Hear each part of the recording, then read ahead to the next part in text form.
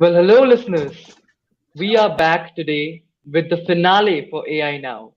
And we are very, very honored and happy at being able to say this that we have with us today Mr. Rajiv Malhotra, who has been trained as a physicist and then as a computer scientist specializing in AI. And he has been the founder of, he has founded the Infinity Foundation. Um, I think the best thing about him is that I haven't been able to read the new book thoroughly, but from what I have read, even the introduction is alluring enough to make sure that even a law student, even a social sciences student understands whatever that is being said, even if it's technical enough. So, here we are today to discuss this book titled Artificial Intelligence and the Future of Power, the Five Battlegrounds. So, we are tremendously elated to have a personality like yours today with us on our finale for the first season. Thanks a lot, sir. Thank you very much for inviting me. I think that the subject of AI and law is so important. And, We also have yeah, thank you. We are very grateful. We would like you to give a brief about. Yes. today. Abhivardhan sir, you are going to be asking most of the questions today, unlike other episodes. Uh, so, sir, I would like to ask you to go forth with the first question. I'm not able to hear clearly.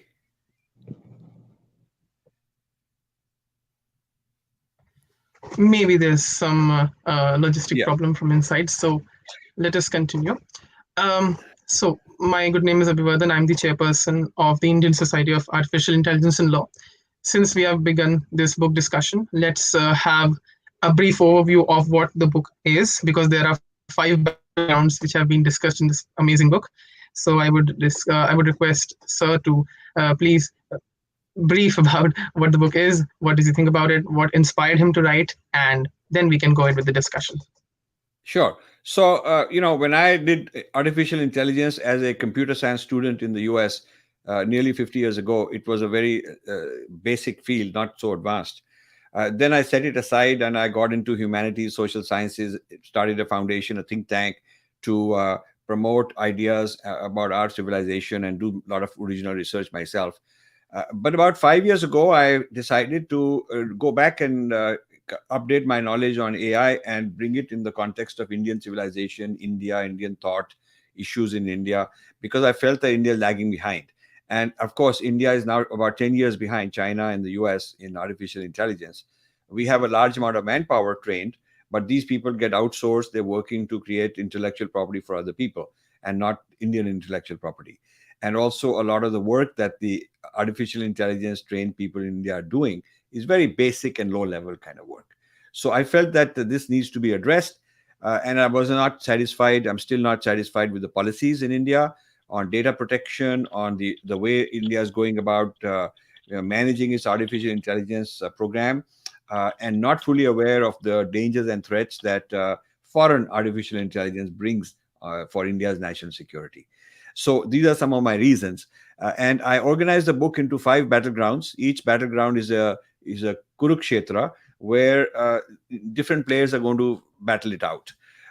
Battleground one is economy, jobs. There'll be winners and losers. There'll be new haves and have-nots. Some of the industries will do well because of AI. Some industries will be wiped out. Some people, individual workers, will do well, make a lot of money. Some investors will do well, and a lot of other individuals will lose jobs. So it's a battleground, and it has to do with the nature of education and skilling and all that. Battleground two is China, Pakistan, the whole international geopolitics, military, because AI is very important for weapons. I'm having many discussions with military and defense people, both in the US and in India, and they're very concerned about how China has gone ahead in artificial intelligence and developing lots of weapons based on AI. Third battleground is psychology, the public being gamified by social media, and social media is run by algorithms. Social media is not run by human beings sitting, and Mark Zuckerberg is not sitting there making decision to boost this guy and ban this guy and allow this fellow and all that. All of it is automated, run by algorithms, and these algorithms are run by AI. So AI is driving all the social media and a lot of other things happening in public policy. A lot of firing of when people submit candidates, when people submit applications for a job in the US, the AI does a screening and brings in a few finalists. Universities are using AI for admissions. So AI is being used in a lot of different ways. And this is battleground number 3, because there is issues of bias, there is issues of fairness, there is issues of, are we becoming morons and delegating everything to machines and letting machines run the life? So if the machine likes something I'm doing, I feel very happy, I'll do more of it. If the machine bans what I'm doing, I will not do it. A machine is watching everything I click, every click I make, and figuring out what he likes, what he doesn't like, what is his ideology, whom he supports, who are his friends. Machine has facial recognition, so it can understand, recognize where I am, what I'm doing. So all of this means that the machines are running the show more and more, and people are surrendering their agency. This is battleground number 3.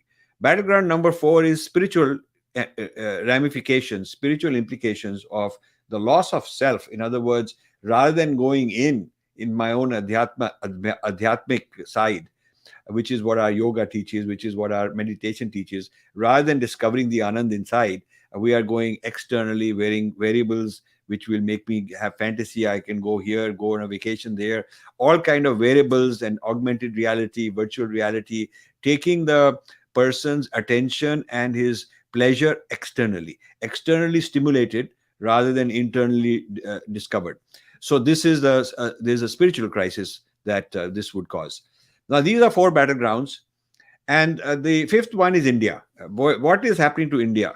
How robust is India's sovereignty? So I called it the stress test.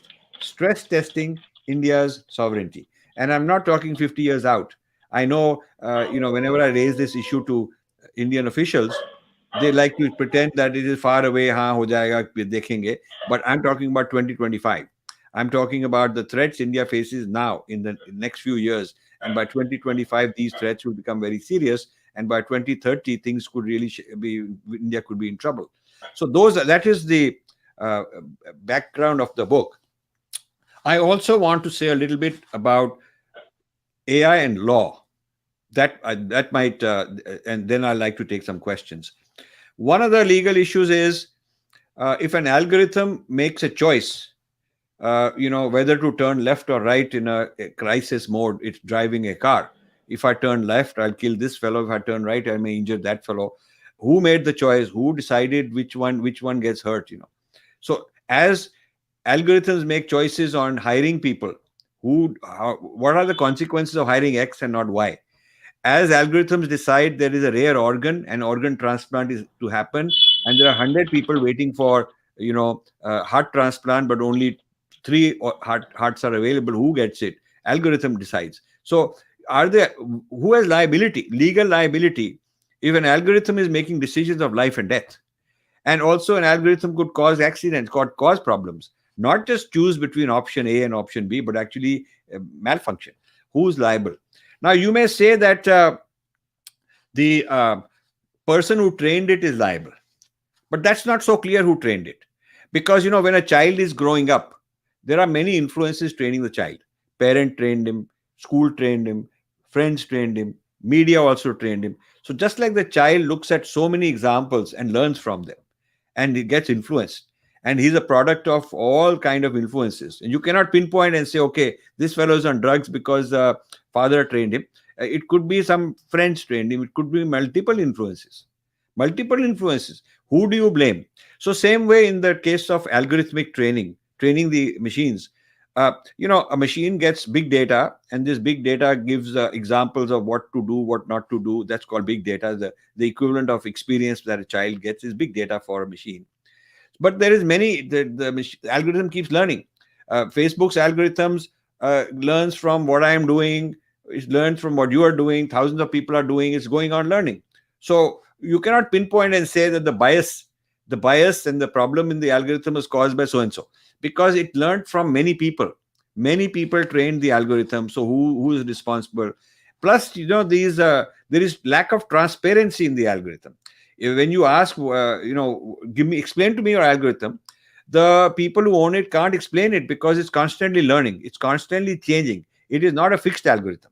The machine learning is a dynamic algorithm. It's learning from experiences. So, like for instance, if you have an algorithm that's learning about case law in India, and you keep feeding it case law, and so it processes all the case law, it understands the language, could be Hindi, English, whatever language the case is written in, and from that it's able to derive, what actions produce what consequences, what's the likelihood if your strategy is like this, then you will get a favorable outcome. All kind of legal understanding, just like lawyers, human beings have. It can be augmented by algorithms. So the question is, somebody asks you, okay, show me the logic in your algorithm, how you came up with this. The person cannot, because it is so complex. It is so complex, and the algorithm has learned from many, many cases, from many, many examples, so much big data. You cannot say that the algorithm works exactly this way. Algorithm works this way in some case, in that way in another situation, in that case in another situation. And the algorithm is always learning. If I explain it to you today how it's working, then tomorrow it's different because it's got new data also. So this is another challenge for the law. Now, the biases are a very serious problem being discussed and debated, litigated in the US. Blacks are claiming that a lot of facial recognition, which is looking for different people, you can recognize, AI can recognize people, individuals. And then when they look at pictures of prisoners, if there happen to be more blacks, then it begins bias that it thinks blacks must be criminals.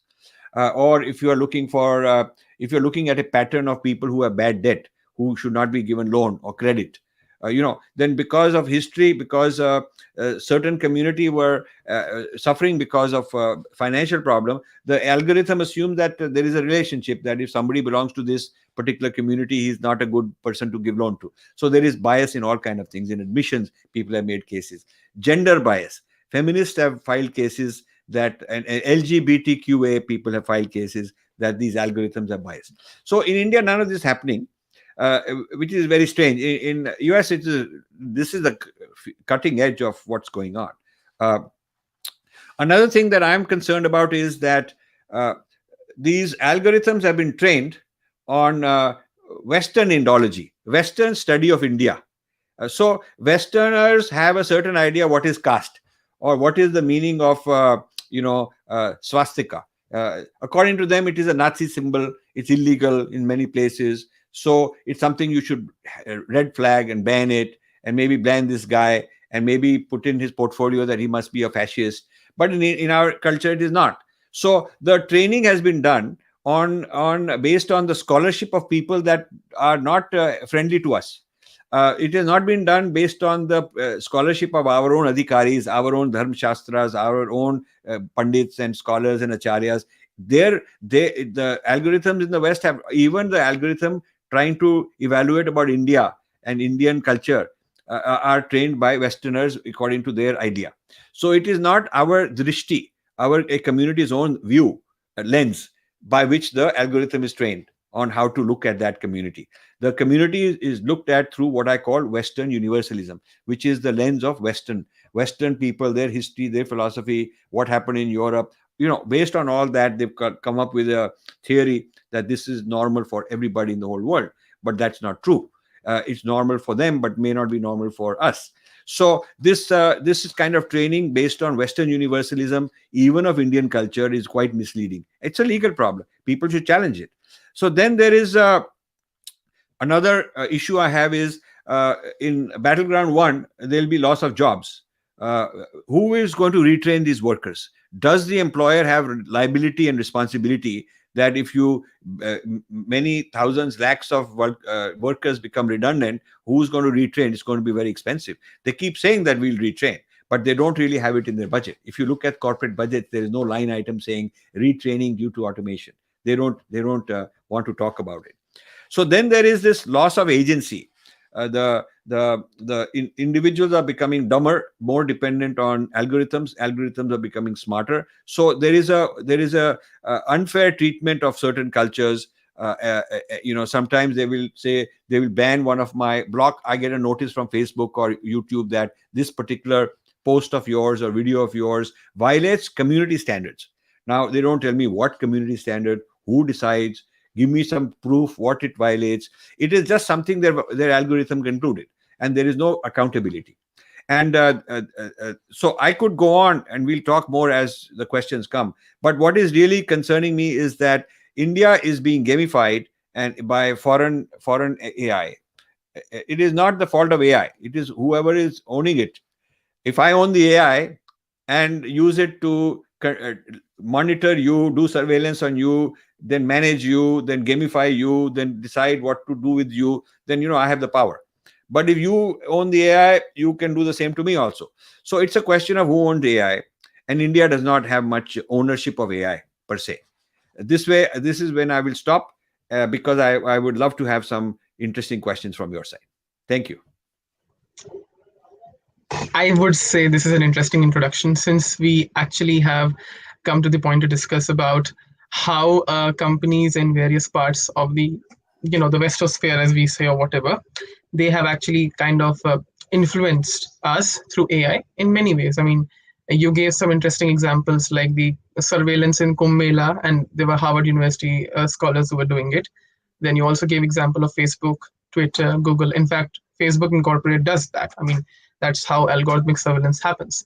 So my question is about the basic philosophy of the book.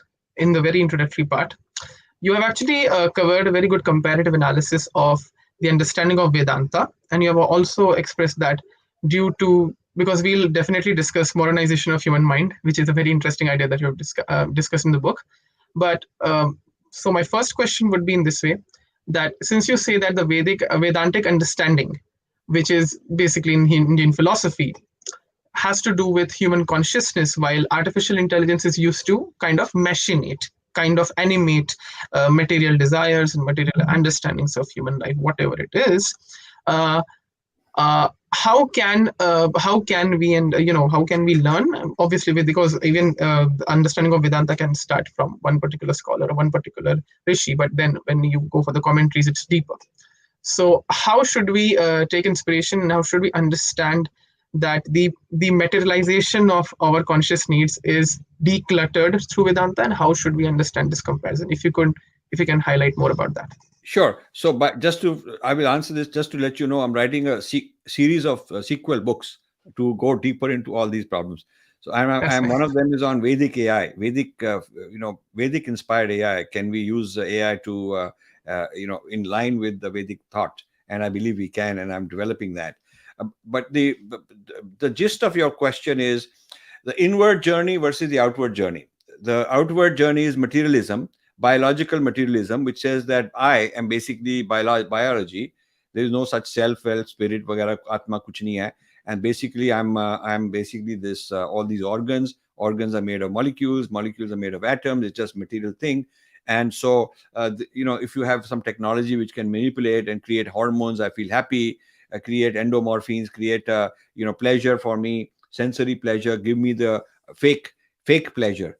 Fake, just like there's fake news, there's fake pleasure. I feel something which is not even real. So, but Vedanta says that is a delusion, that you're deluding yourself, you're going deeper into the illusion. You're going deeper and deeper. And we are saying, Are bhaiya, even without AI, we are saying neti neti. We are saying neti neti, give up all this and get to the real bliss and pleasure comes from being with yourself and discovering that higher self within you, the higher consciousness within you. So AI is taking you further down. It's taking you further away from that. So there will be a streaming service where somebody will charge you X rupees a month and they will give you streaming of joy. Aapko, you'll have a silver level or a gold level or a platinum level or diamond level of happiness and joy artificially created for you. Because it will know आपकी hobbies क्या हैं, आपको chocolate खाना है, you like this particular actress, you want to have a fantasy with this actress, whatever your fantasies are, whatever makes you happy, the AI can understand you very well, better than human psychologists can, and then AI can artificially give you that also. So people will end up with artificial life, with some kind of fake life, and lot of people will become total morons, total zombies. living in this kind of world. And these digital companies will become worth even more. They're already so rich, the richest companies in the world now. They become even richer because they're hacking the deepest desire side of human beings. So you see, the world becoming fake, experience becoming fake, less and less real, away from the journey of Vedanta, is a serious issue, and gurus need to understand it.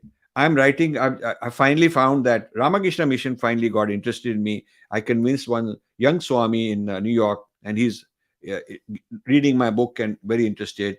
And he passed it on to the editors of their journal, Prabudh Bharat, and they want me to write an article on this whole thing about the spiritual consequences of all of these things. So I feel that at least one guru organization is interested, but most of the others don't want to talk about it. They're afraid to talk about it. Maybe they're embarrassed. They want to quietly read it and then pretend they know all of this, but I wish the gurus would play a role, because I would like to have discussions with them on what is a responsible way for Vedic people, Vedantic people to engage in AI without letting it delude you. There are so many benefits it gives you. It can help you in agriculture, it can help you in medical surgery, it can, so many things it can do. It could also probably help in more efficient, yes, it's in more efficient energy generation and climate change areas. All those kind of things it can help you, practical things it can do. But what concerns me is when it starts manipulating the human mind. When it is used by human mind to solve disease and to solve problems here and there, and all of that, fine, that is one thing. But when you turn the surveillance into the human person himself, and then you gamify the person, and then the person becomes an object, controlled by whoever is controlling this AI machine, then I think there is a serious ethical problem. And I think that is where law has to come in, because there must be laws against brainwashing or some voodoo, black magic. Because when you are doing black magic, there are these laws against superstition and black magic. You are fooling people with deception. That is the idea, that you are fooling people with deception. And so there are laws against it. It's a crime. So similarly, I could argue that a lot of this AI is actually fooling people. And when there's misinformation, when there's fake information, when they're giving you a sense of who I am, which is not real, and which is going to get me in trouble, that should be a responsibility also. That's really interesting. That was the reason why I did ask a question about Vedantic understanding and how this affects. So let us discuss a little bit about the modernization of human mind, because that has been a very one of the most important constituents of this book. So why I would like to ask the question about this is because you've also discussed about algorithmic biology, where you have very interestingly made a point that issues of algorithmic biology and even issues related to the nativity of cultures can come into a UN Convention on Biological Heritage. And that has actually been a very interesting comment per se. So I would like to understand, for the sake of the podcast, what is modernization of mind, and how can we understand biologically, in that sense, algorithmically, how AI is being used in various forms. It can be facial recognition, it can be speech recognition, it can be robotics, it can be anything, but how it is. So if you may shed some light upon it. Sure. And I'm glad you asked this question. So moronization means logon ka buddhu bana rahe hain. Okay, you're making a fool out of people. So, so moronization means that as machines get smarter, people getting dumber. Machines getting smarter, people getting dumber. People saying, we will ask Google, why do I need to know anything? Sir, why do I need to study law? I'll ask Google, wo bata dega. And now, you should your law students will say, why work so hard? Case law, Google mein sara aa jayega. They will tell us what we need. Usko puchenge, Google Devta, and he will answer it. So this is becoming dumb, dumb. So ask Siri, ask Alexa, some voice device somewhere, ask, go to Wikipedia. You don't even have to type, you just speak and, you get your answer. So this business of the adhikar, the source of knowledge and authority, is shifted to the digital algorithms. And these people who own these algorithms are sitting far away, some other country, and they don't have any vested interest in what is happening in India. They're just marketing and making money. So the whole generation is being raised on this the digital gurus, these digital devatas, and we are getting dumb. So we are in awe कि मेरे को उसने retweet बहुत सारे retweet दे दिए, तो I'm very grateful. और मेरा जो opponent है उसको नहीं मिले, तो I'm winning. So we think that I'm beating one Indian is beating the other Indian, because he's better off in Twitter, or he beat him up and on Facebook or something, not realizing that whole Maidan, that whole playing field, the whole theater where we think we are dancing and we are doing all this becoming important, that is controlled by somebody else.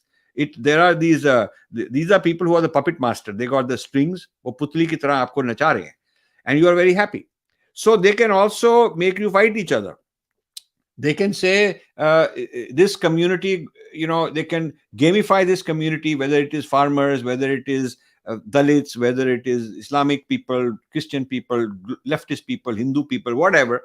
They can take a community, understand what their hot buttons are, how they respond, what they will respond to, who their leaders are, what their ideology is, how to manipulate them, how to make them think a certain way. And then they can bring in the kind of content to motivate them in a certain direction. They can have divide and rule.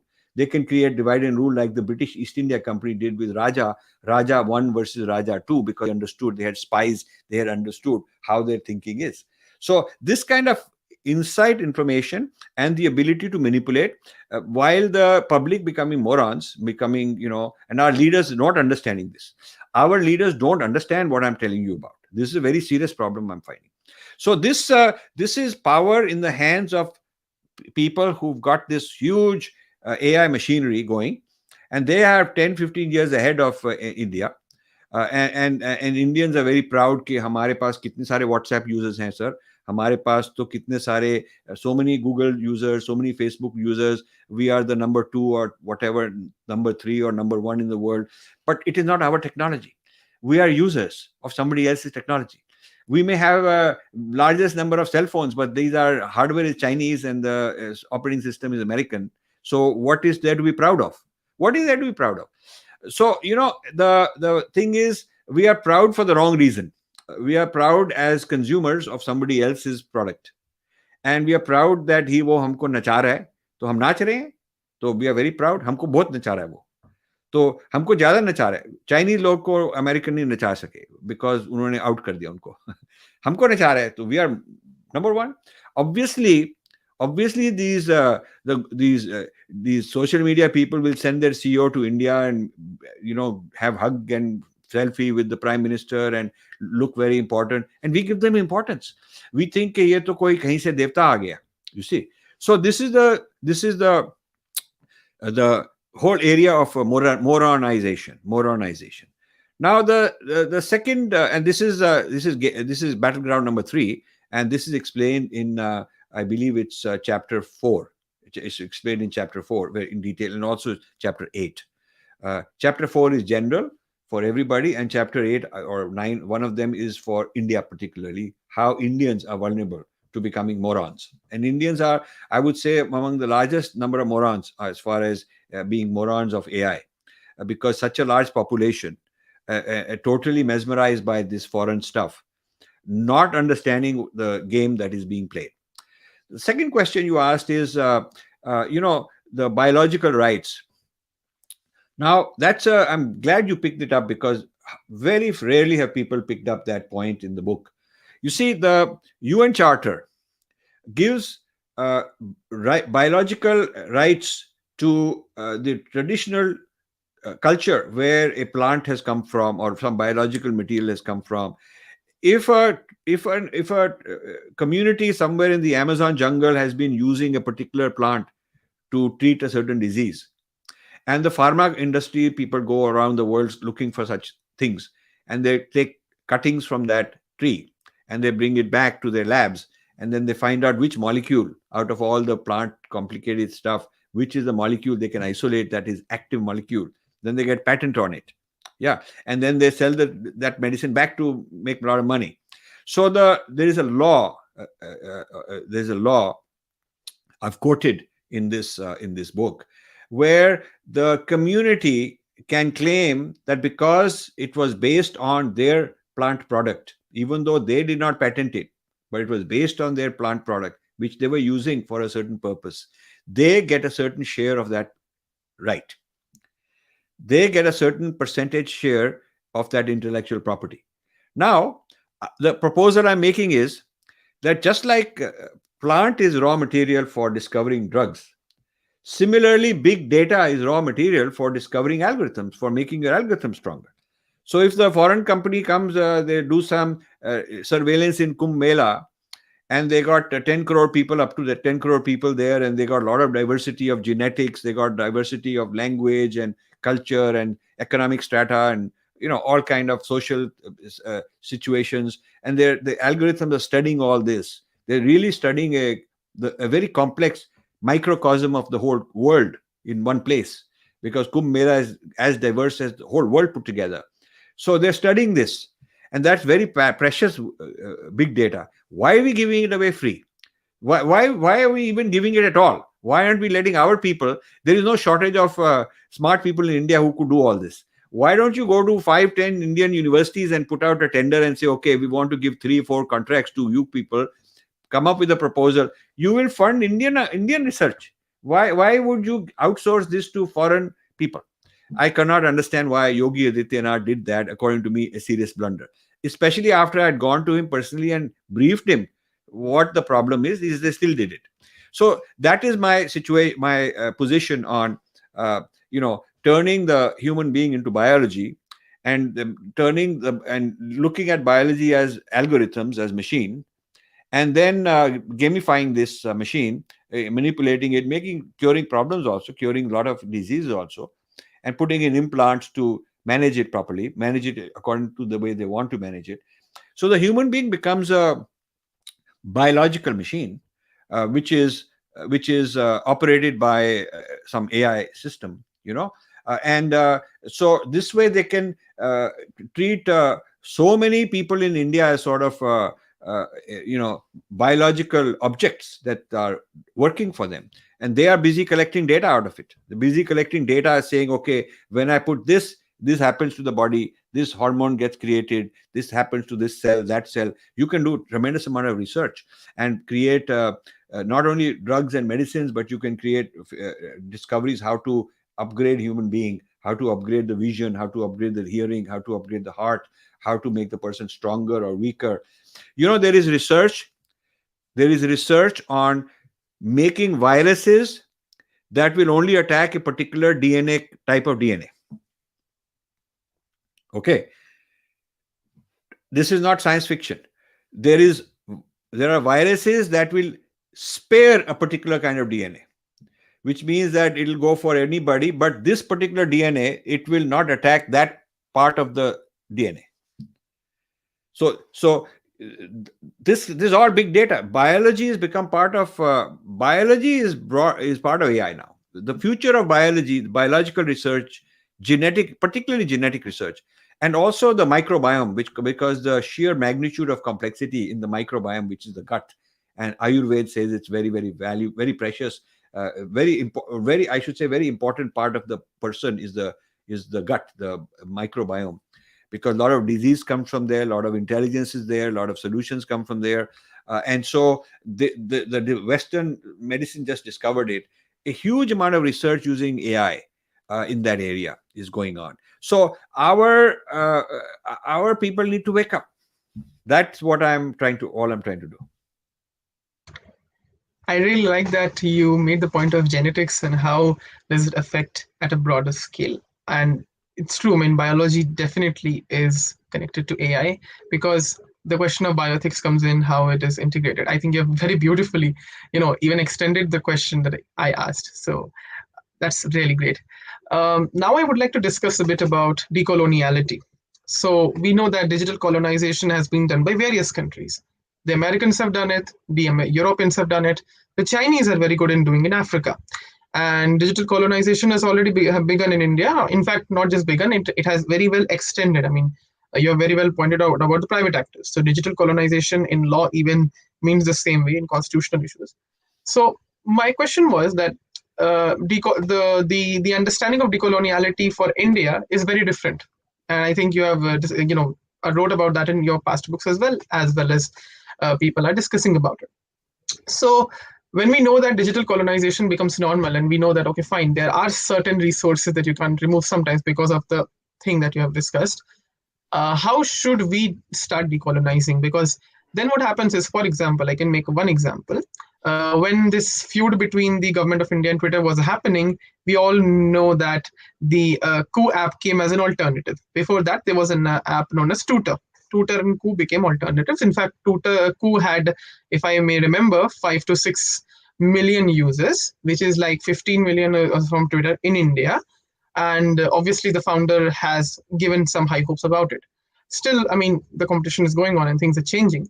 How do you see this? How should we start decolonizing in that way? Because So, so firstly, yeah. So firstly, I like that coup is there, but I'll tell you, it is not just about sending messages to each other. I don't think they have an AI platform. I don't think they have a machine learning platform. I don't think they have a gamification. I don't think they have advertising, e-commerce, how to monetize it. The reason Facebook, if you take Facebook as a competitor, or let's say Twitter as a competitor, the reason they are able to invest so much in artificial intelligence, and these are the leading in the world, these kind of companies, is because they make a lot of money on advertising. So you have to fund it. You cannot expect some government or somebody will fund you 10,000 crores a year, 50,000 crores a year. That's the scale of budget I'm talking about. They're not going to just give it to you for funding it. You got to make the money in advertising, and that means you got to have a back end for a whole e-commerce back end, and this requires several thousands of man years to develop this kind of e-commerce back end, because Facebook did not invent it overnight. Twitter didn't invent it overnight. YouTube didn't invent it. Amazon didn't invent it. These guys took a long time. It's a lot of effort to do all this. So they have the experience lead of 10 years, 15 years. Coup hasn't even started, monetizing and being able to make money so that you can break even, then you can have profit, then you can invest the profit to invest in new technologies. So there is no AI in it. There is no use of the big data to learn and be able to do things. It's just a pretty dumbed down, basic, simple बातचीत करने के लिए, just that. So at the level, or at a surface level, it looks like it can replace, but it cannot replace, because once the scale goes up, once the size of the number of people goes up, and the number of coups that are being put out there, it becomes very large. The point is that it will take a huge amount of hardware. That will take money.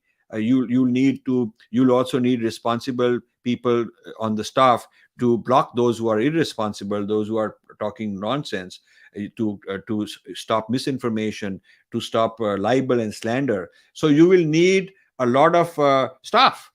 If you look at how many staff does Facebook have, if it's in the tens of thousands. So coup cannot afford that. Even though Indian salaries are lower, but coup cannot afford that unless you have a financial model. So I think the excitement is okay, is good, but it's very basic solution. I would have liked somebody like Reliance to do it because they have the money. I would have liked TCS to do it. I would have liked Infosys to do it. I would have liked Mahindra to do it. I would have liked somebody with billions of dollars rather than buying some fancy jet and buying some island somewhere and building a 20-story house and living like that. I mean, they could easily have said, we're going to become, like China said 15 years ago, that they will be the number one in artificial intelligence by 2025. That was openly stated. It was first secret, private, then they made it open more and more last many years. So India needs to have a goal like that. I mean, if coup can set up a goal, it will need a very large amount of funding. And a small company, people in India, the venture capitalists give little bit of money. They do not give big money like the American and Chinese have got so much money to invest. So as far as the future is concerned, can it take on the digital giants from other countries? I'm not sure. And then don't expect that as it takes 5 years to catch up with where they are today, that those people are sitting still. They are going further ahead. In 2022, Facebook is going to introduce augmented reality goggles, and so will Apple. So now Facebook will become a hardware company. So they will combine, they will have a huge install base like Apple has iPhones, Facebook will have these goggles, and they're testing them. I know some people who are involved in the testing of this. So this is pretty awesome stuff. They will give you amazing experiences, which is what they are, which is what this whole Facebook is about. People wanting experiences, having friends, and have virtual parties and whatnot. So these augmented goggles will give you that, and eventually it will be implanted. So this will take the AI, all the big data, all the knowledge they have, and give you not just typing, but a whole different level of experience. So Ku may catch up with where other people are today, and those other people will by then jump ahead. I think that it is not a chota mota business today. It is not a startup from scratch kind of with 20 people. I don't know how many employees they have, but whatever they have, 100 people is nothing. It is a big game of big boys, and so I'm disappointed at Reliance for not getting into this. I'm disappointed that Reliance would rather sell out equity to Google and Facebook, which is easy way out, because Reliance is delivering 1.3 billion consumers, which those foreign companies cannot access on their own. Reliance has the government connections. They can wine and dine and entertain all the people in Delhi required to get in and do all that. Reliance is very good at that, which the foreign guys cannot do, and they're also afraid. So Reliance gives them all that access to the market, in a sense, selling out.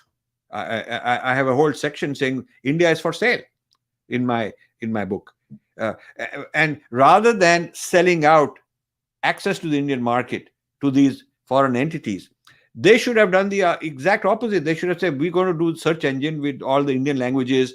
We'll do search engine where when you search, it's not only what you say, but what you've written exactly, but phonetic. Sanskrit is a phonetic language. So even the phonetic equivalents and phonetic similar things it look for. It could have been phonetically oriented. It could have been with Indian languages oriented. They could do that. They could do they could jump ahead of Facebook, have their own AI, put in a lot of Indian big data, and put in culturally Indian values. So train their algorithms with Indian meaning and Indian theories, rather than Western universalism. All of that could be done. And then I would say, okay, now I'm very proud that India is really giving the whole world what it's good for.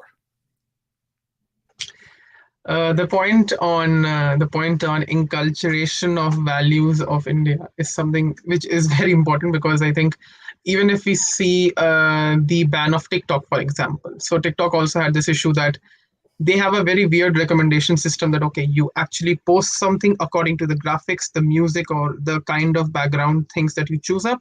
They try to create popularity scheme in that way, and then they try to manipulate you. Obviously, there are other examples in America as well where TikTok has been accused of racism and all that, but maybe we can discuss this some other day. So this is a really interesting point made on QApp. So I hope that those who are watching it definitely take the feedback into consideration.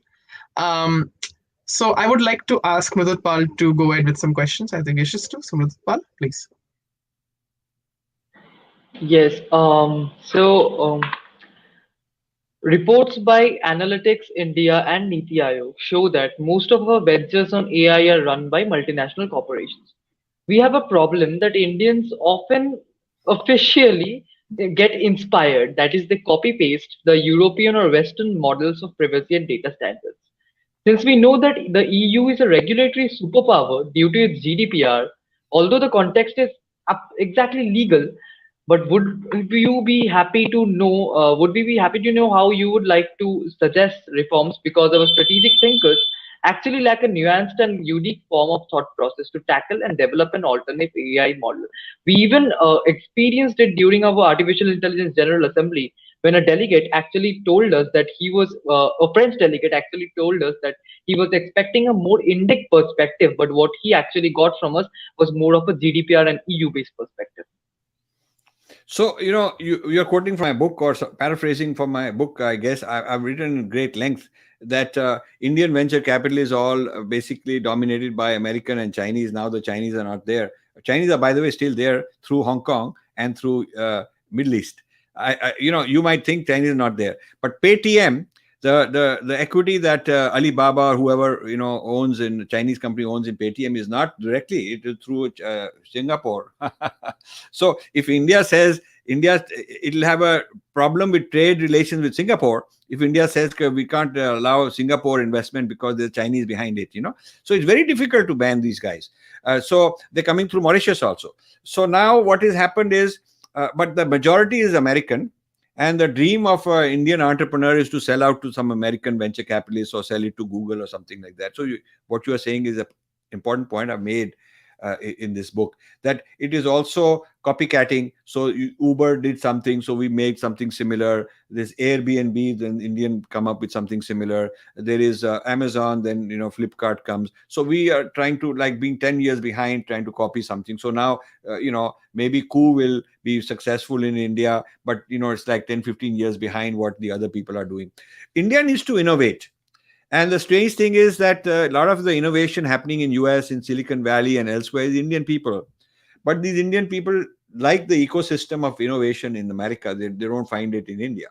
It's very strange. This Indians should think about it. Ministry of Science and Technology interviewed me yesterday, the secretary of that ministry. And this is what I told him also, that you're not innovative. So the point of innovation is important. As far as your question on the data issue is concerned, I've read the Niti Aayog's report. I've read Chris Gopalakrishnan's. He's a good guy, smart fellow. I've read his the commission he has, the committee he has, their proposal. I've read a lot of them, and I do not find it satisfactory at all. So there are a lot of basic issues. For one thing, India feels incorrectly that if you anonymize the data, you've protected it. But you see, anonymizing the data only means that we won't know it's you. But still the value of facial recognition is there. I can still make algorithm out of it.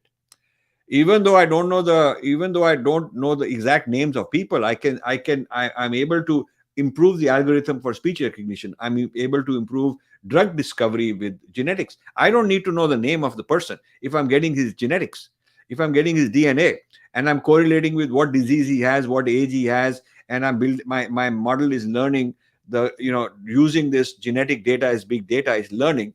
I don't need the names of those people. Why is it relevant? I can just replace the name with a number and satisfy all these people that I've anonymized. So anonymization is only protecting one kind of problem, not protecting enough problem. Second thing I keep hearing whenever I raise this issue, for the last 5 years, by the way, I've been raising this issue privately to a lot of people. Another thing I always heard in defense from their side is that we are having laws where the servers have to be based in India. So I said server could be, if I have information on you and I'm using that information to my advantage, and this is a lot of good information that can help me. It doesn't matter if the server is sitting in your house also. Server could be physically anywhere. It's the question of who has access. The servers in India, how does it change the access? The access, Amazon's got servers in India, but they're accessing it. It could be put on the moon also. How does it matter? In this day of cloud, the location of the cloud is irrelevant. So you may put all these servers in India, but do you know how to make sense of the data? No. The Indian authorities would not, if they took all the data and copied it and brought it in-house, they would not know how to make sense of it, because that depends very specifically on the algorithm. That algorithm knows how these tables are, how these tables have been set up, and what each row, each column means. The algorithm knows, because each machine learning system has its own data design. So that data design is owned by other people, and that's proprietary. So India has not asked for a full disclosure of the data design, data architecture. So having physical custody of their data is useless unless you know what is the data architecture, how to make sense of it. It's just a bunch of zeros and ones unless you can make sense of it. So India has not even, it's all lip service. It's to keep people happy, and it's like a placebo, keeping the public that, oh yeah, we're doing a lot of this stuff. I am not satisfied that this kind of a thing is good enough. And besides, if we are training their algorithms, which India is, both with the big data and a large army of junior level AI people who are doing labeling. They're doing labeling. So by labeling, we are making their algorithms smarter and smarter. We've never asked for equity in that. We've never asked for share of that. You see, so the whole thinking of India is sort of very low expectations. We do not have enough expectations. We are not shooting high enough, aiming high enough for given the strengths India has. We're just looking for okay, give me a copy of this data. Keep it on my premises. I'll feel secure. It's all psychological, emotional security. There's nothing else. Make it anonymous so that there's no scandal that some important person's data leaked out. Fine. It gives you some basic level of protection, but it is not the power of a Vishwaguru that these kind of policies will take us to.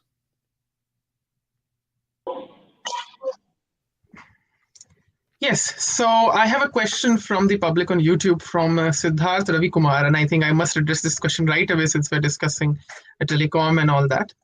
Siddharth asks, do you think vernacular-based programming languages would clear a barrier for the majority of Indians to get into CS in AI? What do you think, sir? So, do you think vernacular? So, would it? It depends. If you have a vernacular-based or Indian language, let's say Indian language-based, software development tools, it will open up a large market of people who have no access today because they have to learn English. Even in your field, which is law, you can go to a court and argue in Hindi, but the case laws are not published in Hindi. Am I right? Yes, in the high courts you can have in various regional and obviously Hindi, but in the Supreme Court you cannot. No. So, but I'm saying if I'm a Hindi, if I'm a somebody who wants to argue in Telugu, okay. So the court will allow me, but I don't have access to the case law in Telugu.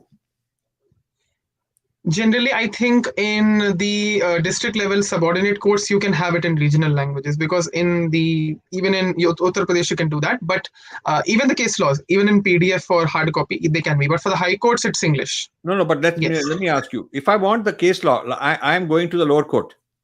Mm-hmm. And I'm going to the lower court in Uttar Pradesh. Yeah. But to argue my case in Uttar Pradesh, I know of some case that happened in Tamil Nadu. Okay. I know a case that happened in Tamil Nadu. I want that to be available to me in Hindi. And okay. That's what I'm saying. Or I'm a Chennai lawyer, and I want to argue in Tamil. Okay, and I know that there is a case in Uttar Pradesh which will support me. I will use that as a precedence. But that was argued in Hindi and it was published only in English. I don't want to go to those languages.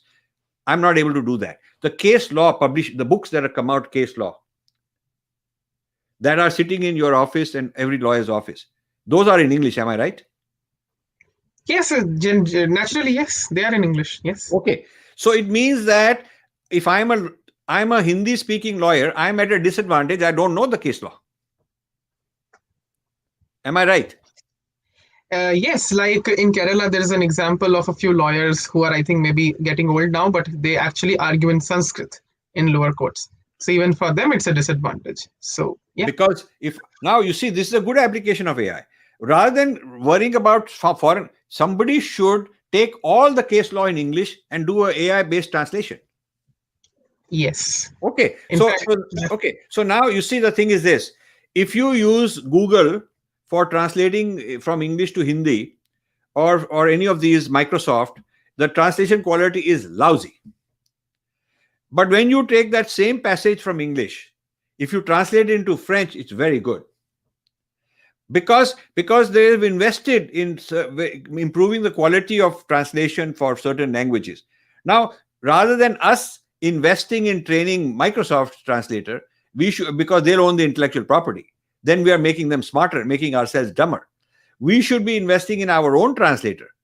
There's no reason why we cannot have natural language processing and use it for translation purposes and create made in India, Atmanirbhar translators owned by Indian companies, intellectual property, not built on top of Microsoft, not built on top of Google, but built entirely on top of our own platform. And then we can start a service to translate lots of texts, like legal texts, into all the languages. That's really true. I think I have got a follow up from Siddharth if you wish to take Sure. it. So, what he meant was, as he says, I mean not just a programming language word by word translated from an established English based PRG language. I meant something based on vernacular Indian idioms, basically natively Indian. So, what do you think of it? Yeah. Yeah, I mean, if it is based on Indian idioms, Indian way of thinking, I think it will be very good. But this requires investment. This requires now. I'll tell you, in China, the idiom is Mandarin. It is not just word for word. It is not that you can put in Mandarin text in Microsoft. Uh, the whole idiom way of thinking. See, Microsoft, I'll tell you, when you have Microsoft in Hindi, you can put in a Hindi text. But when you are saying save, you have to use the English word save. Yes. Okay. You have to say move, delete, copy. So you are using the commands are English. अब जो India में किसी को बोलो save, he will think यार saving account है, पैसा को बचाना है. Save what? Who is going to be saved? The idea that save means कि file को वहां रखना है. So we are not even using Indian. The Microsoft people did not even bother replacing the commands with Indian language equivalent. They could have done that very easily. I mean, it's not like millions of words. It's like a few hundred words that are all the commands. They could have replaced those and put them in Hindi, so that the Hindi person does not feel at a disadvantage because he does not know English.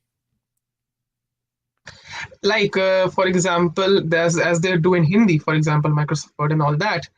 Okay, one more question I'll take from the same person, but I just to add on to it. For example, if it says save, what they do it, they transliterate into Hindi like sa, chota a, and va, That is which wrong. is save. See That's what wrong. they are doing. What they are doing is they are using Devanagari as the script, but English as the language. A large part of people in India, at least I know in the north, they think, well, all these signboards, name of road, and name of the company, it's all English, but it is written in Devanagari, and they feel very Yes. happy. Or IIT, I think as if that is Hindi word. They've written in Devanagari IIT for IIT. Okay, yeah. They will even say Indian पूरा देवनागरी में Indian Institute of Technology. वो देवनागरी में लिखा है. That is not Hindi. That is English. But you are just using Devanagari as a script. Bhasha is oral. That's true. That's really true. I think even words like cycle or computer or train, all of that, they're not but effectively translated. I can see modern gadgets that they came very recently, but I would say that names are always in English of various companies, Yevo, Plana, organizations, and then the concepts are also in English. You look at Hindi press; it is lot of it is English written in Devanagari. That's really true. I mean, most of them copy from the French and Italian variants or the British variants. Anyways, one last question from him since he's requesting from Siddharth again. One more question, if you don't mind. Do you think our Shastras on maths have enough material to do something fundamentally new in CS and AI, like multi-valued logic, not binary, for instance? So, yes. Yeah, there are many things I'm writing on. If you are interested, you should write to me privately at my email ID, and you can join, help me out, and we can work on how to do this if you're interested in these things. But I'm looking at also more deeper issues where our theories in Vedanta, our theories of mind, our theories of society, social theory, all of that can become a very important part of whole AI engine. And that AI engine would be much more, would be Bharat friendly, and our culture friendly, and not something alien that we brought in. So math, yes, math is one part, but there are many things in linguistics, in the structure of languages, in grammar. We could use those to make translations among the Indian languages much better. So this whole field is a very big field, and my book is basically trying to wake up people that we are now sleeping. We put ourselves on autopilot. The foreign wallahs are running our life and running our show, and we're very happy, and we think we're doing very well, because we are creating more and more AI courses, more and more students who are going abroad and becoming part of the AI, what I call AI coolies. They're becoming AI coolies. That is the wrong way to build India. So all of these ideas you're mentioning are exactly what we have to pursue, and we got to create funding for this.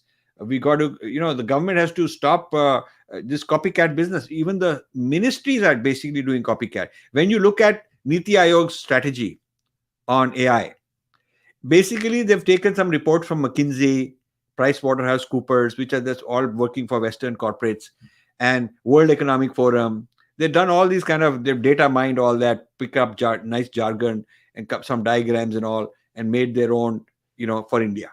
This is useless. I mean, I'm sorry. Yeah.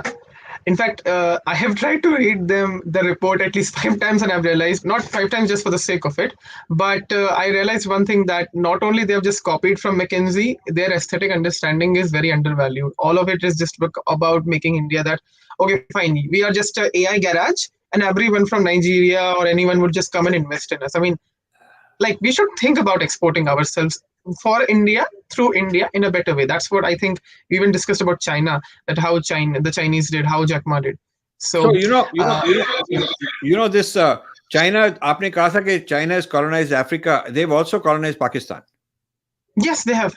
And Yes. that is very dangerous for India, because it's creating a new kind of Pakistan, a new Chinese-Pakistani alliance. Now, somebody asked me in the meeting, in a conversation yesterday, what would I do? What would be my vision? What would be the milestones? I would say for social media, AI, Indian AI, empowered social media.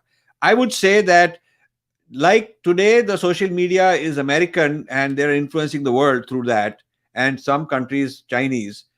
We should Indian social media with Indian ideas, values, etc., should be flooding Nepal and Pakistan and Bangladesh and Sri Lanka and Myanmar and Indonesia.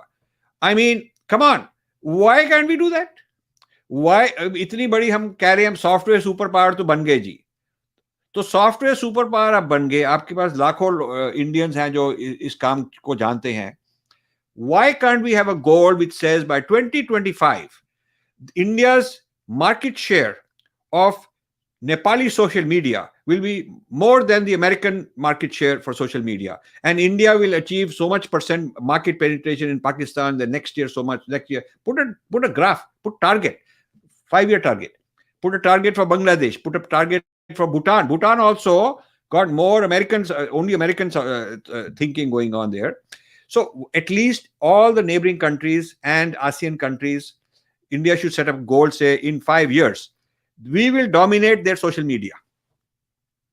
And we will do whatever it takes. If it takes that we have to go into their language, we will do language translation. We will put the AI language translation. We will own it. And we will have in Bahasa, in Malay language, in all these languages, we will be the brains and superpower, and our values, our ideas will go into all these countries. India should do that. That's a really interesting point made. I think they can even further their objective through the Quad by becoming the leader in that way, not just giving everything to Joe Biden. So, I mean, that's a really interesting point made. Yeah.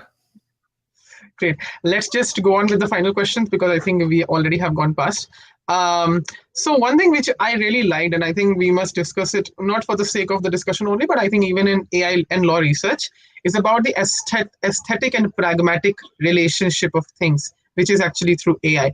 In fact, it is very important because, I mean, it happens in law as well. I mean, we inherited the Westminster system, the common law from Britain, but the problem is that we always have this tendency that, okay, fine, okay, we have a democracy, But in general, I'm taking, although it happens with technology as well, that okay, we have this aesthetic understanding, we impose it, we believe that we also had the aesthetic history. That's why often what happens is that people try to what people say, monotonize, like kind of make things similar the way they are as it was in Europe. Like we also had something like the French Revolution, however things are very different. So if we say in that way how this monopolization happens as far as AI is concerned to this one part of your chapter, which is on aesthetic and pragmatic aspects.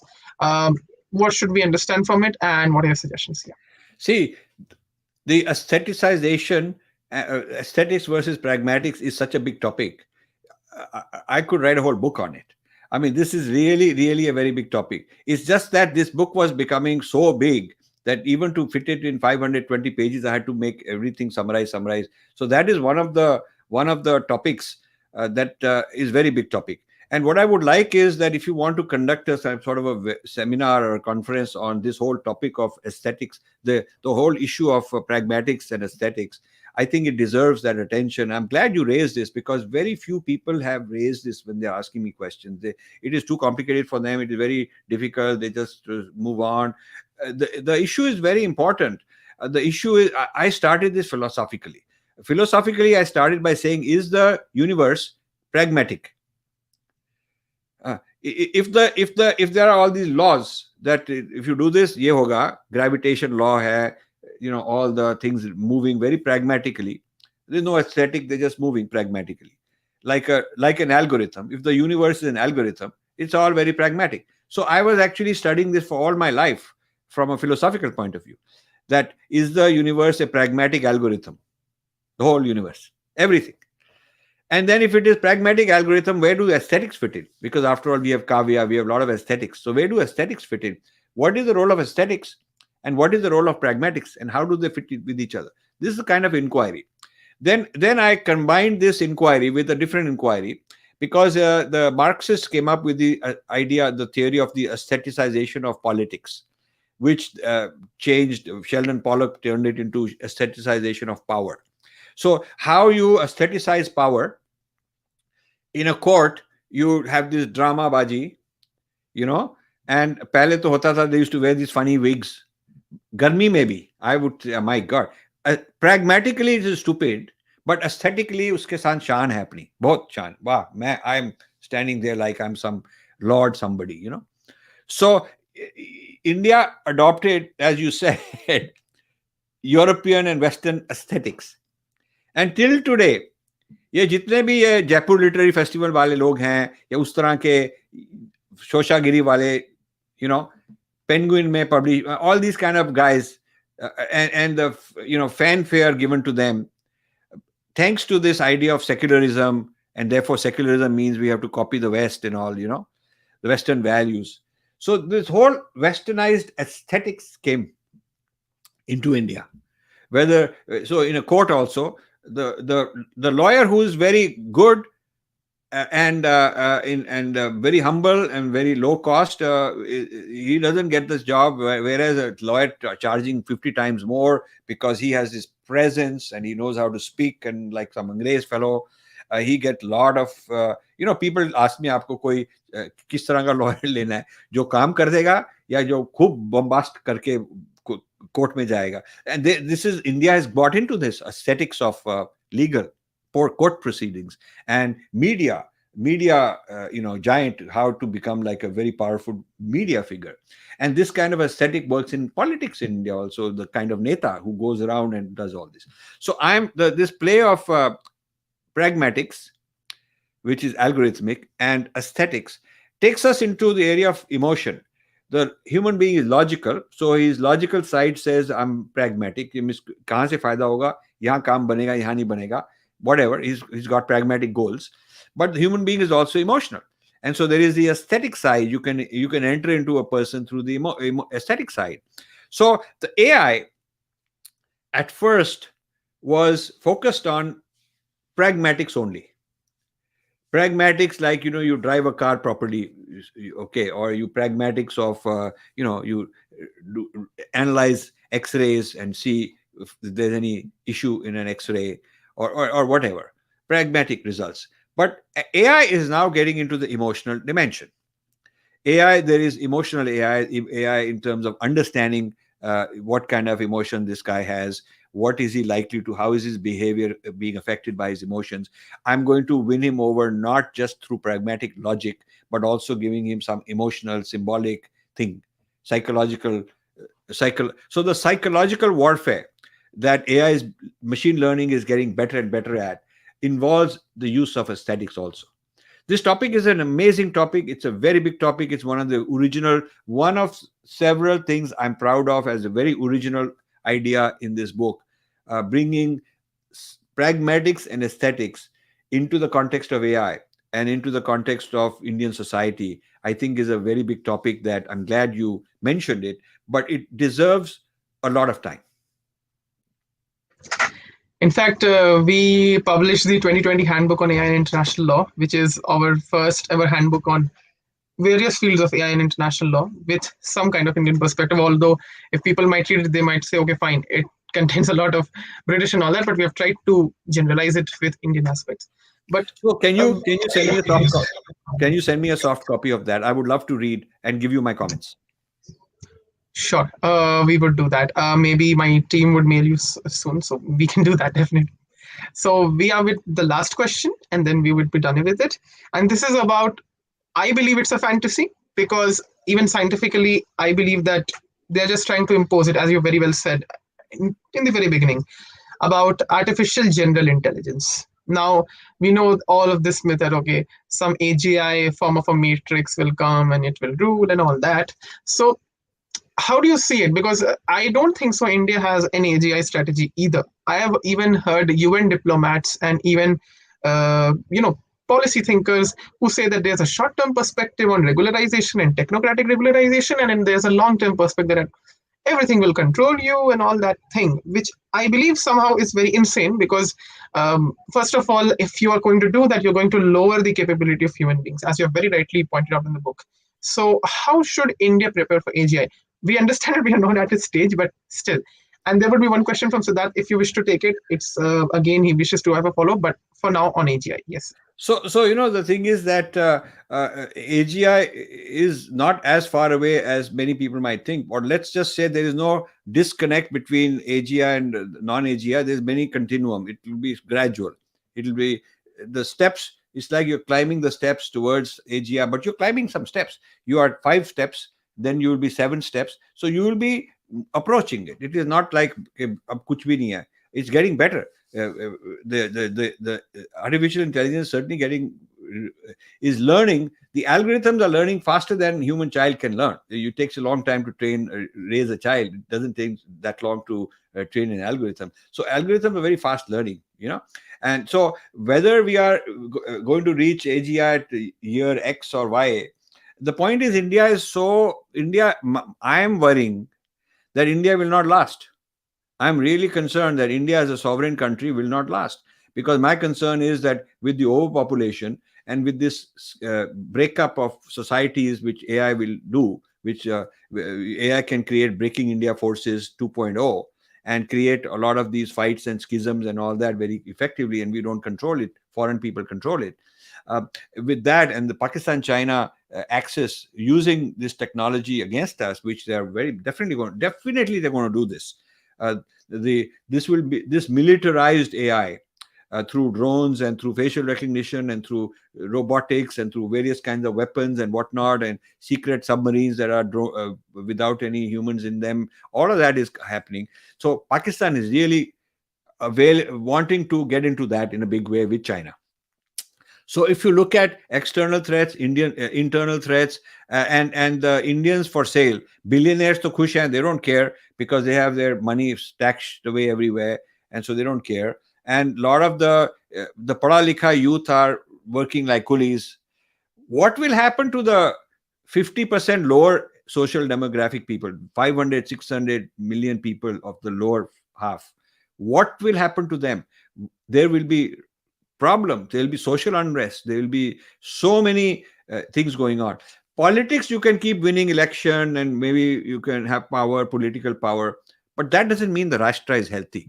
It doesn't mean the Rashtra is healthy just because you can get political power. You can have power and the country could be, in trouble. So I'm worried about that, and I'm worrying about the role of AI in the next 5 years, 8 years, 10 years in creating serious problems in India.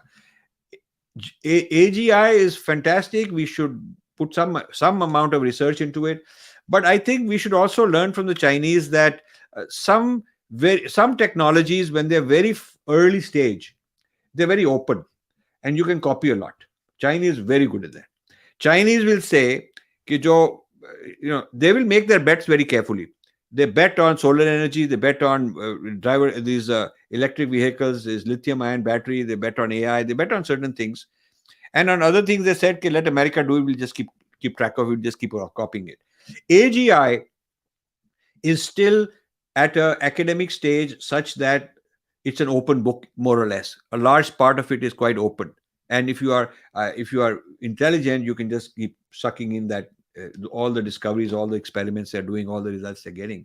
But I'm concerned about things that are very pragmatic, which are very near term, which are now becoming closed, which are not open source anymore. CIA has a lot of advanced technology. Chinese have a lot of advanced technology. To some extent, Russians have, French have, and India doesn't. That's the big concern. I must say that's an amazing point made on AGI. If you would like to address this last query by Siddharth, yes. So Siddharth says, one last question. What do you think about the recent digital public infra approach being pioneered in India as techno-legal solutions such as Aadhaar, UPI, DigiLocker, etc., which is within the India stack? So what do you think, sir? So yeah. I mean, these are fine. But there are privacy issues. Just because it's in India doesn't mean that it's safe. People have to look for what is the protection that an individual get. This is your field, you're lawyer people, so you have to look at what is the legal protection for a citizen. Can the government gamify us the way Chinese are gamifying their citizens? That's a problem. I mean, if they start gamifying the average Indian and say, okay, aap galat, Malhotra jati is no good because Malhotras are bad people, तो जो जहां भी मल्होत्रा होगा उसके ऊपर लगा देंगे हम, so then I'll have a problem. So you have to the data is, this AI is so powerful when you put all this data together, that there's also the concern of too much power. But at the same time, with proper legal safeguards, where a citizen should have a right to say, you have this data on me, I want to know what data you have. Did you make this decision about rejecting my loan based on AI? How was it decided? If a person has a case that something unfair is being done using this AI, there should be special courts, and these courts need to be more sophisticated, more intelligent, better informed judges. So you got to upgrade the whole judges also, the judiciary, so they can understand a complicated AI case. I don't know where you'd go in India if you have a complicated AI case about a biased algorithm. I don't know where you'd go where somebody will listen to you and understand it. So if India is moving ahead with all of this kind of building a huge, massive superset data, of all these kind of things put together, there are a lot of applications that will come out of it. But there are also the dangers, not only from Indian government against Indian society, but also foreign hacking. Reserve Bank gave permission to foreign credit agencies to invest in India. So the credit data of India is available to the Americans. So if a missionary is going to a village and he wants to target those people who are poor, or those people who lost a lot of money, who need help financially, he can quickly get a list of these are the target families. These are the target families that have a medical problem. These are the target families, they have a legal problem. They're fighting each other. It's a brilliant for any marketing organization. If you can know so much about the personal life of your consumers, your customers, you can do so much better. For any ideological person, anyone recruiting Maoists, anyone recruiting terrorists, looking for people who got problem of a certain kind, because the AI system shows that a certain profile is the more likely person to be recruited. So then you can target these people. So the giving away of financial data of individuals, credit data to foreign credit agency was a big mistake, in my opinion. India needs to. So this business of putting all the data together, has the problem that people will hack in. Chinese will hack in, even if you don't give them the permission. People can hack into these things. And then what happened to when there's quantum computing? We didn't talk about it. When there's quantum computing, they can hack into all the encryption of normal computers. The only defense against a quantum computer attack will be that you have your own quantum computer to shield it. Okay, if you have quantum encryption, you can shield it against some quantum attack. But if we do not, we are many years behind in quantum computing. I just did a interview with the leading quantum computing expert from Oxford that they just brought into TIFR. Young man, very bright fellow. Cambridge, sorry, from Cambridge they brought him into TIFR. And so he also shows how far behind we are in quantum computing. So with these vulnerabilities, when you put so much data together, it's definitely going to be compromised. That's a concern. So we have multiple problems to put together to solve.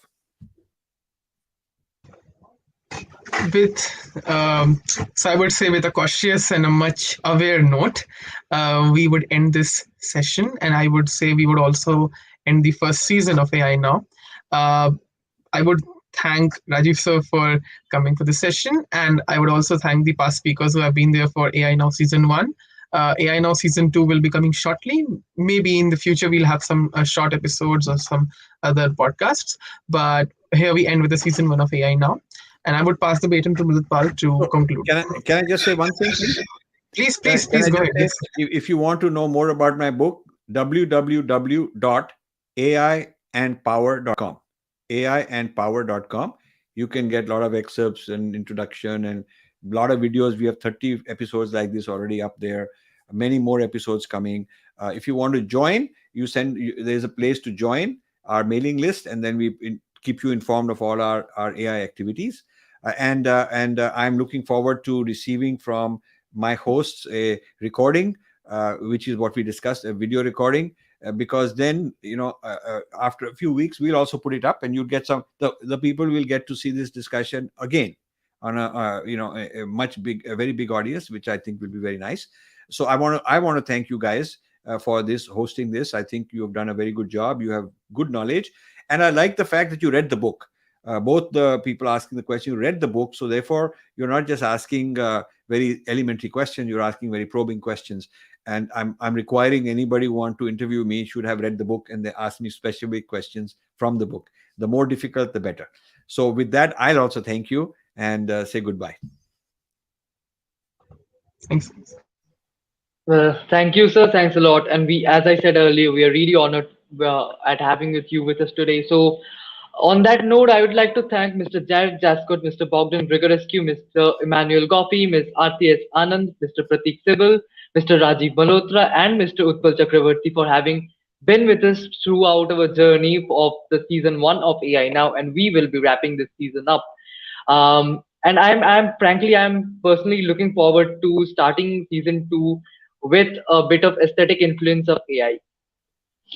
So, on that note, to the listeners, Godspeed and farewell. See you again on the season 2. Thank you. Thank you. Good. Thank you.